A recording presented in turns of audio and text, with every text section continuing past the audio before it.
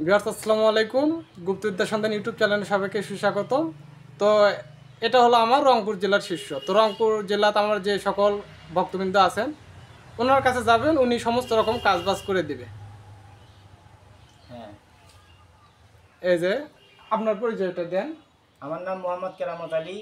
আমার গ্রামের নাম মহিষমুড়ি। আমার মোবাইল নাম্বার 0172585778 আচ্ছা, আপনি যে আমার কাছে আসছেন এতে কি আপনি খুশি? হ্যাঁ, খুশি। ভাই আমার কাছে আইছে, ভাই একটা তুচ্ছ বিষয় নিয়ে আমার কাছে আইছে,